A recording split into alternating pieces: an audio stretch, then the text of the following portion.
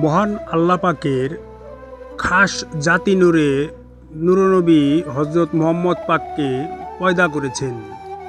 সেই নূরনবী মুহাম্মদ পাক দুনিয়া শুরুর মুহূর্ত হতেই অর্থাৎ প্রতি যুগেই সশরীরে ছিলেন, আছেন এবং থাকবেন। পবিত্র কুরআনে আল্লাহ পাক বলেছেন, নিশ্চয় আমি প্রত্যেক জাতির মধ্যে রাসূল প্রেরণ করেছি যেন তারা আল্লাহর ইবাদত করে। সূরা আন-নাহল আয়াত নং ৩৬। আমি রাসূল না পাঠানো পর্যন্ত কাউকে শাস্তি দেই না। সূরা বনী ইসরাইল আয়াত নং ১৫। হে রাসূল, আমি আপনাকে সাক্ষীদাতা, সুসংবাদদাতা ও সতর্ককারী রূপে প্রেরণ করেছি। সূরা আহজাব আয়াত ৪৫। তাই তো নূরে খোদা রাসূলে পাক বলেছেন, আমি আদম সন্তানের প্রত্যেক যুগের উত্তম শ্রেণীতে যুগের পর যুগ প্রেরিত হয়েছি। শেষে এই যুগে জন্মগ্রহণ করি, যে যুগে আমি বর্তমান আছি। তাফসিরে মাঝহারি প্রথম খণ্ড পৃষ্ঠা নং ১৩৫ এবং ৩৬, বুখারী শরীফ প্রথম খণ্ড পৃষ্ঠা নং ৫০৩, হাদিস নং ৩৪৩২, মেশকাত শরীফ পৃষ্ঠা নং ৫১১, হাদিস নং ৫৪৯৩, মুসনাদে আহমদ নবম খণ্ড পৃষ্ঠা নং ২৫ ও ১৯৬।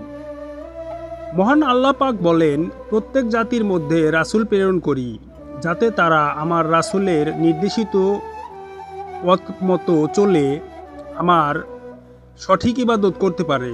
এখানে আল্লাহ পাক প্রত্যেক জাতি উল্লেখ করেছেন। এখন আমরা কি জাতি নই? তাহলে আমরা এখন কার নির্দেশ মতো চলছি? আমাদের রাসূল পাক কোথায়? এখানে কিন্তু বর্তমানের কথা বলা হয়েছে, অতীত নয়। আবার মহান আল্লাহ পাক অন্য জায়গায় বলেছেন, আমি রাসূল প্রেরণ না করে কোনো বান্দাকে শাস্তি দেই না। তাহলে আল্লাহ পাক যে এখন করোনা ভাইরাস দিলেন, এটা কি শাস্তি নয়, নাকি এটাকে স্বাভাবিক বলবেন?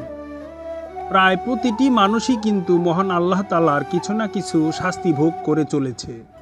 তাহলে আল্লাহ তাআলার পবিত্র কোরআনে যে বাণী রয়েছে, আমি রাসূল প্রেরণ না করে কাউকে শাস্তি দেই না, এটা কিন্তু সব সময়ের জন্য বর্তমান, কখনো অতীত নয়। এটাকে ইংরেজিতে বলা হয় প্রেজেন্ট কন্টিনিউয়াস টেন্স, অর্থাৎ সবসময় চলমান প্রক্রিয়া। প্রতিটি জাতি যখন আল্লাহ পাকের শাস্তির সম্মুখীন হয়েছে, তখন ওই জাতির সামনে তাদের রাসূল ছিলেন। যেমন নূহ নবীর আমলে মহাপ্লাবন হয়েছিল, আবার লূত নবীর আমলে সমস্ত দেশ সাগরে পরিণত হয়েছিল, তা আজও লূত সাগর নামে পরিচিত।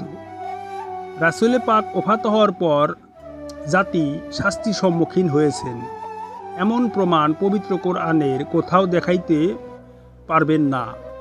তাহলে আমরা কেন বর্তমানে সশরীরে রাসূল ছাড়া শাস্তির সম্মুখীন হব? তাহলে কি আল্লাহর ঘোষণা মিথ্যা হয়ে যাবে? নাউজুবিল্লাহ। তা কখনোই সম্ভবপর নয়, শুধুমাত্র আমাদের বোঝার ভুল। এখন কিন্তু অবশ্যই নবুয়তের জামানা নয়, এটা কিন্তু আমরা অস্বীকার করি না, কারণ নবী আর রাসূল এক নয়। পবিত্র কোরআনের একটি আয়াতও খুঁজে পাবেন না যেখানে রাসূল আসা বন্ধ হয়ে গেছে বলে ঘোষণা করা হয়েছে। আচ্ছা বলুন তো, সাক্ষী কি কখনো না দেখে দেওয়া যায়? সাক্ষী দিতে হলে আপনাকে অবশ্যই সশরীরে উপস্থিত থেকে দেখে সাক্ষী দিতে হবে, নচেত সেই সাক্ষী গ্রহণযোগ্য হবে না। আবার কাউকে দুঃসংবাদ ও সতর্ক করতে হলেও সশরীরে গিয়ে সুসংবাদ এবং সতর্ক করতে হয়।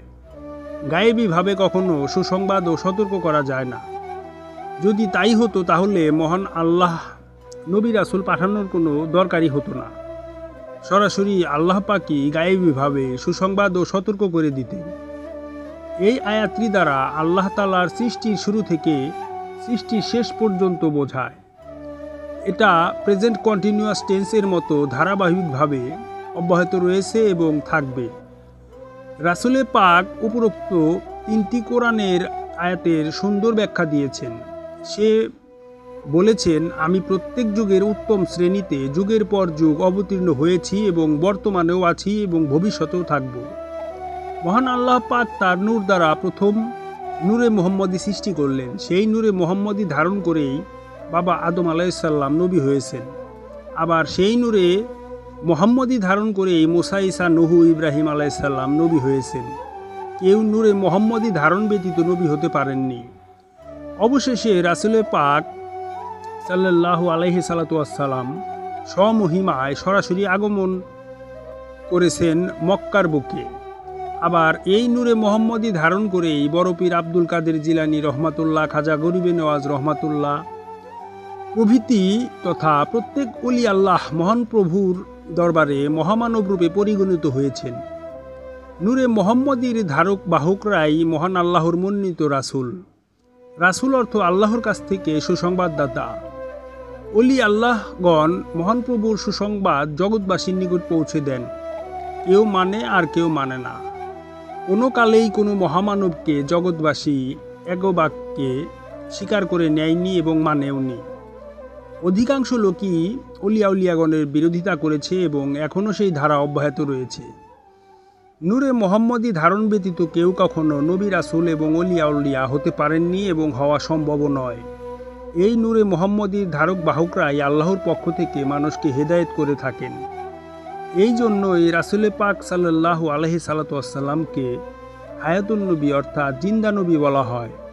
আর জিন্দা নবী হওয়ার প্রথম শর্ত দেহের প্রয়োজন। দেহ ব্যতীত জিন্দা হয় কিভাবে? এই নূরে মোহাম্মদী সৃষ্টির শুরু থেকে কিয়ামত পর্যন্ত বজায় থাকবে। এই নূরে মোহাম্মদী যেদিন থাকবে না, সেদিন ধ্বংসপ্রাপ্ত লয় বিলীন অর্থাৎ মহাকিয়ামত ঘটবে। উদাহরণস্বরূপ বলা যায়, একটি বাংলা লিঙ্কের সিম কার্ড যখন নোকিয়া মোবাইলে স্থানান্তর করা হয় তখন তার নাম হয় নোকিয়া মোবাইল। আবার যখন স্যামসাং, সিম্ফনি, আইফোন, শাওমি মোবাইলে স্থানান্তর করা হয় তখন সেই মোবাইলের নাম ধারণ করে থাকে। মূলত বস্তু কিন্তু সেই একটি বাংলা লিঙ্ক সিম কার্ড, শুধুমাত্র বডি পরিবর্তন হওয়ার কারণে এক এক সময় এক এক নাম ধারণ করে থাকে। তাই তো সুফিগণ বলে থাকেন, ভিন্ন নামে ভিন্ন রূপে সেই তুমি একই বস্তু দয়াল ছাই, তোমাকে বুঝবার সাধ্য অধম পাপীগণের নাই। দয়া করে তুমি নিজ গুণে প্রকাশ হও জগৎবাসীর নিকট, তবেই অধম পাপীরা তোমাকে চিনতে পারবে, নচেত সারা জীবন আমরা অন্ধকারেই থেকে যাব। জয় গুরু।